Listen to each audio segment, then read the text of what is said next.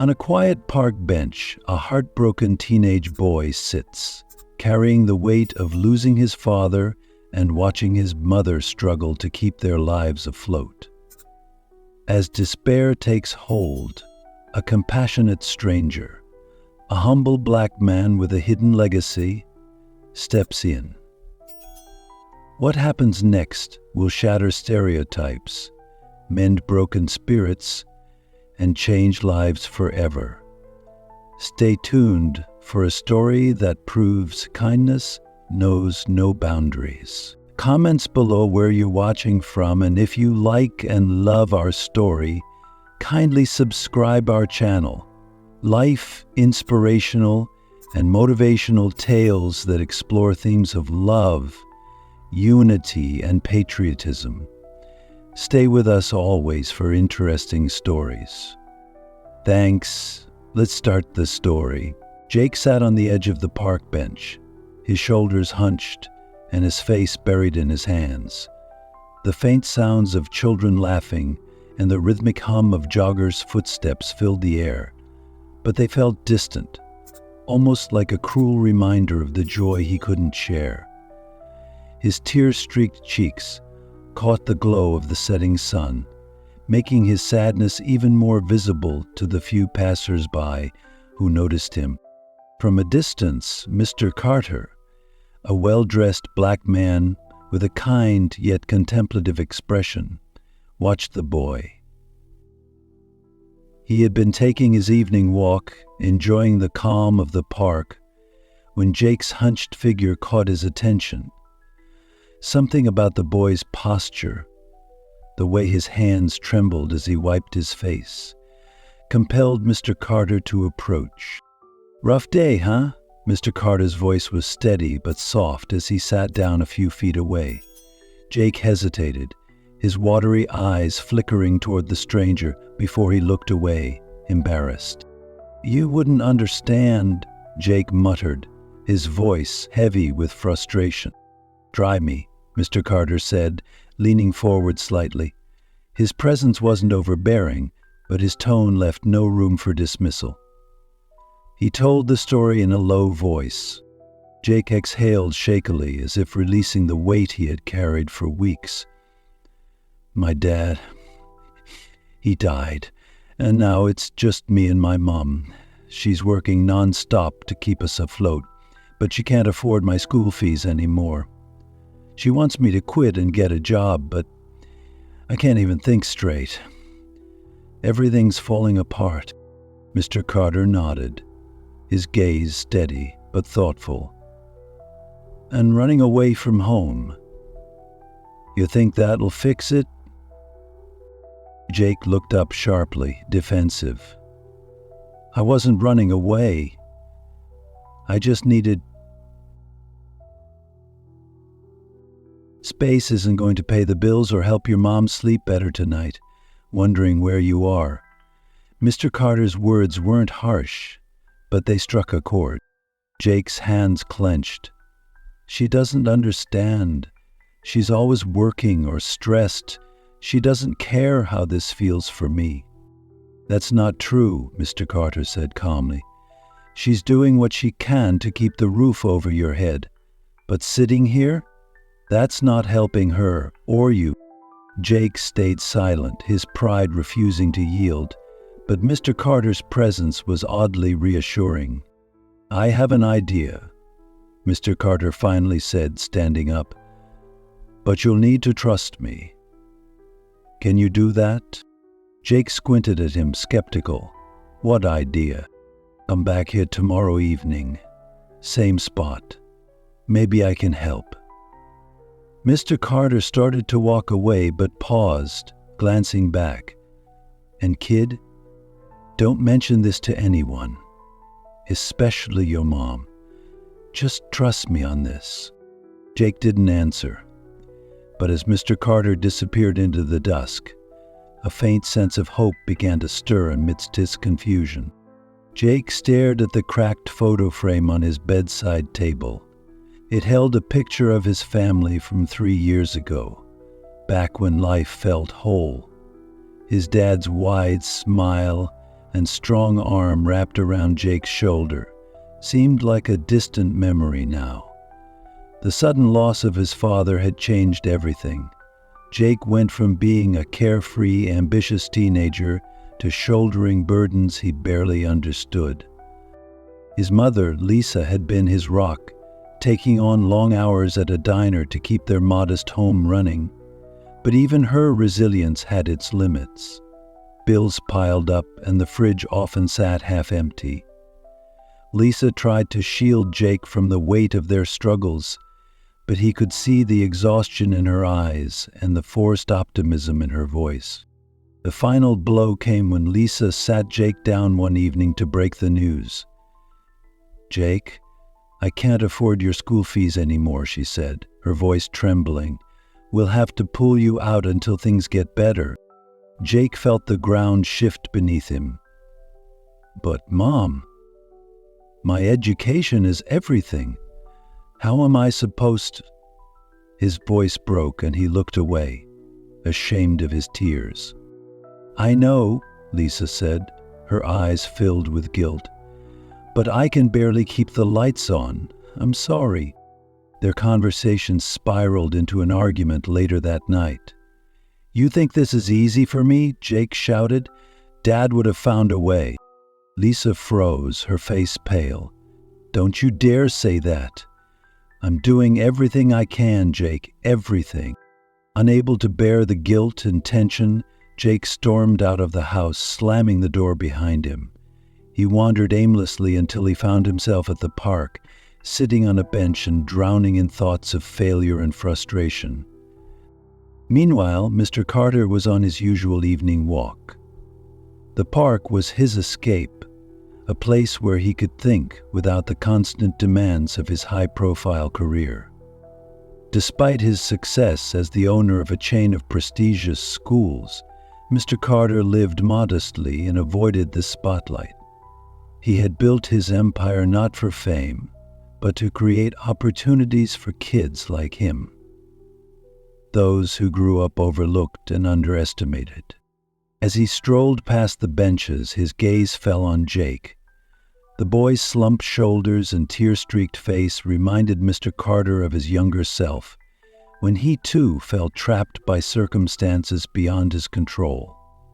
Memories of being dismissed and belittled because of his skin color surged forward, but he shook them off. This wasn't about him. This was about a kid who clearly needed someone to care. He approached the bench cautiously, not wanting to startle Jake. "Hey there," he said softly. Jake looked up, startled, before quickly wiping his face. "What do you want?" Jake mumbled, trying to sound indifferent. "To make sure you're okay," Mr. Carter replied, sitting down a few feet away. "You look like you've got a lot on your mind." Jake hesitated, debating whether to dismiss the stranger or pour out his heart. Something about Mr. Carter's steady demeanor made him feel safe. "What does it matter?" he finally said, his voice cracking. "No one can help." "Maybe not," Mr. Carter said, his tone calm. "But it doesn't hurt to talk." Slowly, haltingly, Jake began to share. He spoke about his father's death, his mother's struggle, and his guilt over their financial situation. "I'm failing my classes because I can't focus," he admitted. "And now, Mom wants me to quit school. She says it's the only way to help, but if I leave, I'll never get anywhere. I'll be stuck." Mr. Carter listened intently, his expression thoughtful. When Jake finished, he leaned back and said, "That's a lot to carry for someone your age. No wonder you're feeling stuck." Jake looked at him warily. "Why do you even care? You don't know me." "I care because I've been there," Mr. Carter said simply. "When I was your age, people didn't think much of me. They said I wouldn't make it. But someone believed in me, and it made all the difference." Jake frowned, Someone like who? A teacher, a stranger. It doesn't matter, Mr. Carter replied. What matters is, sometimes help comes from places you don't expect. And when it does, you have to let it. Jake shook his head. It's not that easy. I know it's not, Mr. Carter said, but sitting here all night won't solve anything. Your mom's probably worried sick right now. Jake crossed his arms. I'm not going back. Not yet. Mr. Carter studied him for a moment, then said, All right, but promise me this. If I figure out a way to help, you won't tell anyone it came from me. Jake raised an eyebrow. Why not? Let's just say your mom and I might not see eye to eye, Mr. Carter said with a faint smile. But this isn't about me or her. It's about you. Jake hesitated, then nodded. Fine, but I don't see how you can help. Mr. Carter stood, brushing off his slacks. Maybe you'll find out soon. For now, get home safe. Your mom needs to know you're okay. As Mr. Carter walked away, Jake watched him, a mix of confusion and curiosity swirling in his mind. For the first time in weeks, the crushing weight on his chest felt a little lighter, even if he didn't fully understand why. That night, Mr. Carter returned to his modest home, his mind racing with ideas.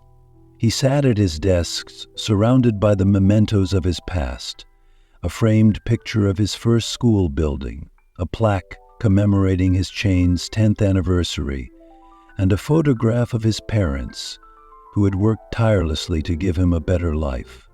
The memory of Jake's tear-filled eyes and trembling voice lingered in his thoughts. This wasn't just a kid who needed help. This was someone whose potential could be salvaged with a little guidance. He picked up the phone and dialed a familiar number. It rang twice before a voice on the other end answered. Headmaster Green speaking. Green, it's Carter, he began. I need a favor. There's a boy I met, bright kid, but he's facing some tough times. I want him enrolled in your school. The headmaster paused. Our school? Carter, we have strict admission processes. I know, Carter replied, but I'll cover the costs, anonymously. All I ask is that you give him a chance. Trust me, he's worth it. Expert, the headmaster sighed. If you believe in him, that's enough for me. Send me his details. After the call, Carter leaned back, a small smile forming on his lips. He'd done this before, quietly stepping in to help a struggling student. But this felt different. There was something about Jake, a spark he couldn't ignore. He typed out an email to formalize the arrangements, ensuring everything was in place for Jake's admission by morning. Meanwhile, Jake returned home to find his mother pacing the living room, her worry evident in every gesture. Jake, where have you been? Lisa's voice cracked as she rushed to him. I've been calling you for hours. I needed to think, Jake mumbled, avoiding her gaze. Think. Do you have any idea how worried I was? Lisa's tone shifted from concern to frustration. You can't just disappear like that. Jake snapped, his emotions boiling over. What's the point of staying here? You said it yourself. We can't afford anything. My future's over, Mom. Lisa froze, the sting of his words visible on her face. She took a deep breath, trying to hold back tears. I'm doing the best I can, Jake. I know it's not enough, but I'm trying. Jake regretted his outburst instantly, but he didn't know how to fix the growing chasm between them. He retreated to his room, burying his head in his pillow. The hopelessness felt suffocating, like he was trapped in a life he couldn't change. The following morning, as Jake sat at the kitchen table, aimlessly stirring a bowl of cereal, Lisa's phone rang. She answered it cautiously, her tone weary. "Hello? This is Headmaster Green from Ashton Academy," the voice on the other end said. "I'm calling to inform you that your son Jake has been selected for a full scholarship at our school. We were impressed by his potential and would like to offer him a place, effective immediately." Lisa's eyes widened. "A scholarship? Ashton Academy? I don't understand. How did this happen?"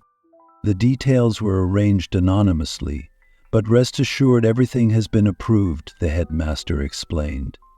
"We're excited to have Jake join us." Lisa stammered a thank you and hung up, staring at the phone as if it might explain what had just happened. She turned to Jake, her voice trembling.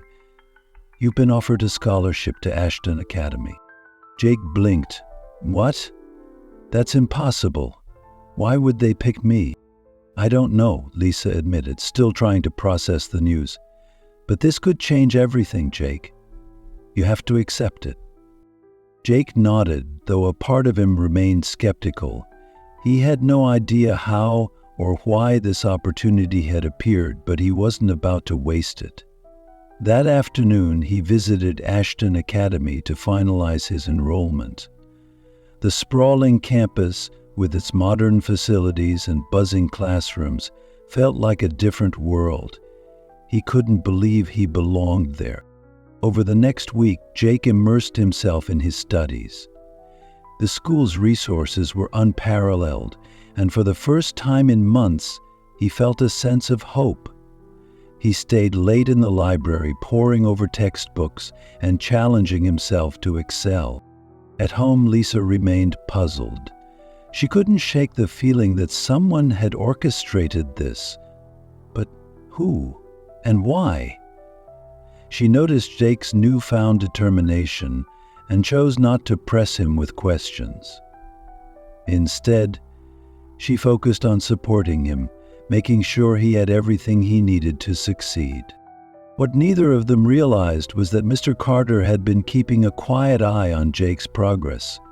From his office, he received weekly updates from the headmaster, who praised Jake's dedication and natural talent. Carter's heart swelled with pride, knowing he had made the right choice. But he also knew he couldn't take any credit. This was Jake's journey, and it was only beginning. As the weeks passed, Jake flourished in his new environment at Ashton Academy. His teachers noted his sharp intellect and willingness to learn, and he quickly became a standout student. The school's rich resources and supportive environment reignited Jake's love for learning, and for the first time in a long while, he began dreaming of a future filled with possibilities.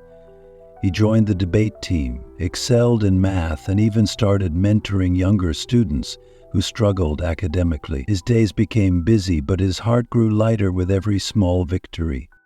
Lisa watched these changes with awe and gratitude. Jake was no longer the withdrawn, despondent boy who had stormed out of their home in frustration. He was confident, driven, and, most importantly, happy. Yet the question of how this miracle had come about continued to nag at her. Who had seen the potential in her son and given him this life-changing opportunity? She asked Jake if he knew anything, but he was just as baffled as she was. One evening, after Jake had gone to bed, Lisa sat at the kitchen table, staring at the acceptance letter from Ashton Academy. The name of the headmaster, Mr. Green, was printed neatly at the bottom. On a whim, she picked up the phone and dialed the school. "Good evening, this is Headmaster Green," a warm voice answered. "Hello, this is Lisa Brooks, Jake's mother," she began hesitantly. "I wanted to thank you for everything the school has done for my son, but I can't help wondering who made this possible." There was a pause on the other end. "Mrs. Brooks, the scholarship was arranged anonymously. I'm afraid I can't disclose any further details." Disappointed but no less grateful, Lisa hung up. Whoever was behind this act of kindness clearly didn't want recognition. and she resolved to respect their wishes. Still, the curiosity lingered. Months later, Ashton Academy held an event to celebrate the achievements of its students. The grand hall was filled with proud parents, enthusiastic teachers, and students glowing with accomplishment. Jake had been selected to give a speech as one of the top performers of the year. Lisa sat in the audience, beaming with pride as her son confidently took the stage. "Good evening, everyone," Jake began, his voice steady and sure. "A few months ago, I didn't think I had a future. I was ready to give up, but someone believed in me when I didn't believe in myself. I don't know who they are, but to them I want to say thank you. You've changed my life." The audience erupted into applause, and Lisa felt tears welling in her eyes. As the ceremony wrapped up, she and Jake mingled with other parents and students, basking in the glow of the evening. Just as they were about to leave, Lisa's eyes caught sight of a familiar figure standing near the back of the room, speaking with a group of teachers. It was Mr. Carter. Her breath caught as she recognized the man who had spoken to Jake in the park. He was dressed in a tailored suit, exuding quiet confidence. The teachers around him seemed to hang on his every word, their respect for him palpable. Lisa turned to Jake, her voice barely above a whisper. "That's him, isn't it? The man from the park." Jake followed her gaze, his eyes widening in recognition. "Yeah, that's Mr. Carter. But what's he doing here?" Before they could piece it together, a staff member passing by overheard their conversation. "That's Mr. Carter," the staffer said, smiling. "He's the founder of Ashton Academy and several other schools in the area. He's dedicated to helping students who show potential, no matter their circumstances." Lisa felt her knees weaken as the realization sank in.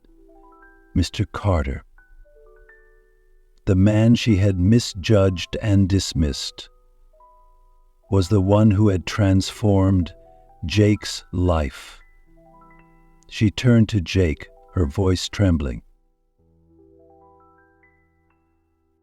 Jake shook his head. "He never told me. He just listened." Lisa scanned the room and saw Mr. Carter preparing to leave. Summoning her courage, she approached him, her heart pounding with emotion. "Mr. Carter," she called softly. He turned, his expression warm but surprised. "Mrs. Brooks, it's good to see you." Tears welled up in Lisa's eyes as she struggled to find the words. I don't know how to thank you. What you did for Jake, for us, it's more than I can ever repay. I'm so sorry for how I judged you. I was wrong, and Mr. Carter raised a hand gently, stopping her mid-sentence. "Mrs. Brooks, you don't owe me anything. This was never about me. It was about Jake. He's a remarkable young man, and he deserved a chance to show it. That's all that matters." Lisa nodded, tears streaming down her face. "Still, thank you. You've given him a future." Mr. Carter smiled, his voice steady and kind. "All I did was open a door.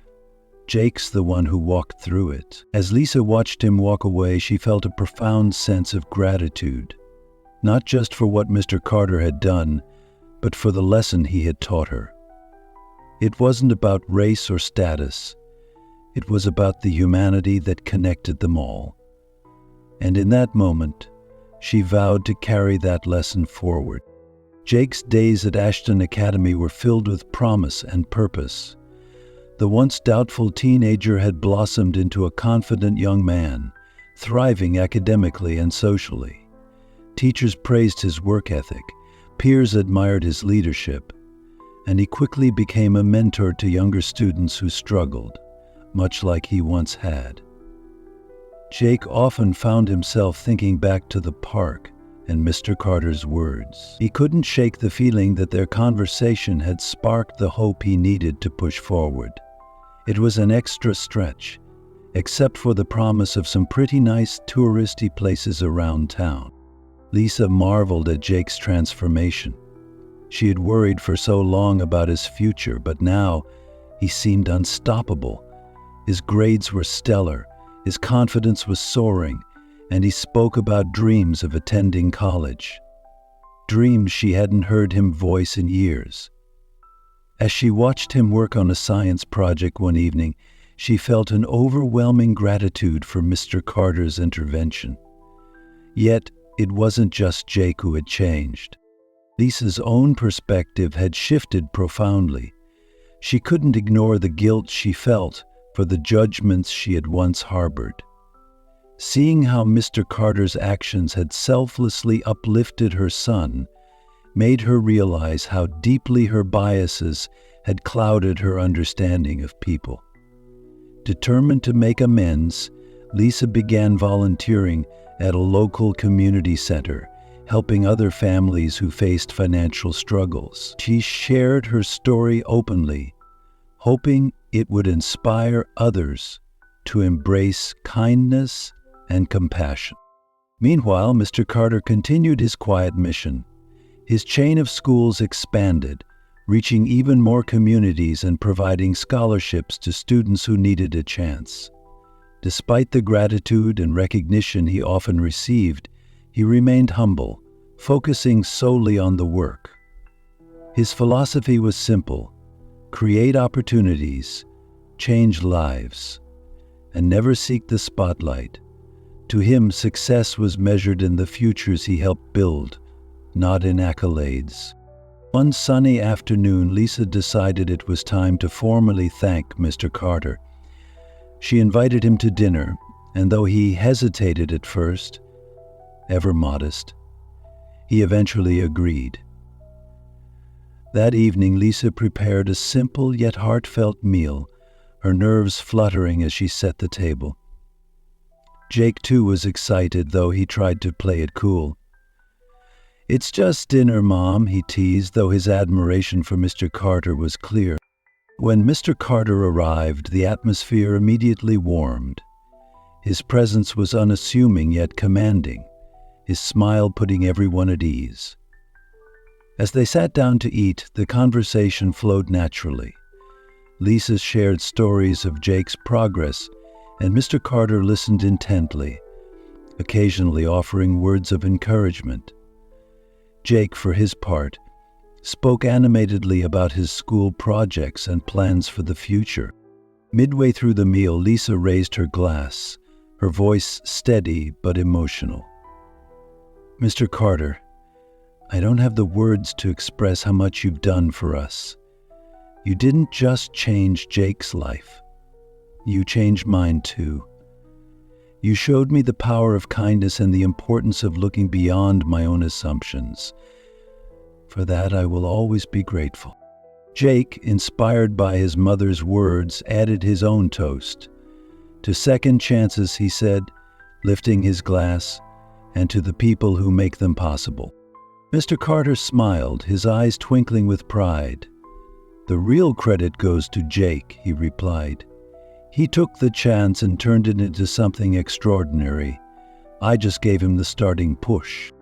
The evening ended with laughter and warmth, a stark contrast to the tension and despair that had once hung over their lives. As Mr. Carter prepared to leave, Lisa walked him to the door. "You've given us more than I ever thought possible," she said softly. "Thank you." Mr. Carter placed a reassuring hand on her shoulder.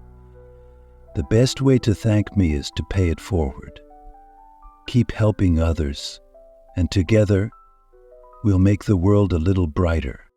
In the weeks that followed, the ripple effects of Mr. Carter's kindness became even more evident. Lisa's volunteer work at the community center gained momentum, inspiring others to join her efforts. Jake, meanwhile, continued to excel, his newfound confidence radiating through everything he did. He often shared his story with peers, encouraging them to seek help when they needed it and to believe in the power of second chances. Mr. Carter's actions not only transformed one family but also sparked a wave of positivity that touched countless lives. His legacy was not in the schools he owned or the wealth he had amassed, but in the hope and opportunity he brought to others. As Lisa watched Jake prepare for another day at Ashton Academy, she smiled, knowing that their lives had been forever changed by one man's quiet yet profound act of kindness. This story is a powerful reminder that even the smallest acts of kindness can change lives and challenge biases. Mr. Carter's quiet heroism shows us the strength of compassion and the ripple effect it can create, proving that standing up for what's right, even when unnoticed, makes all the difference. Have you ever seen or experienced a moment where kindness overcame prejudice and made a difference? Share your story in the comments below. Your experience could inspire someone to take their own step toward kindness and understanding. Don't forget to like, share, and subscribe for more heartwarming stories of resilience and hope. Together, let's create a community where compassion and empathy lead the way to a brighter future.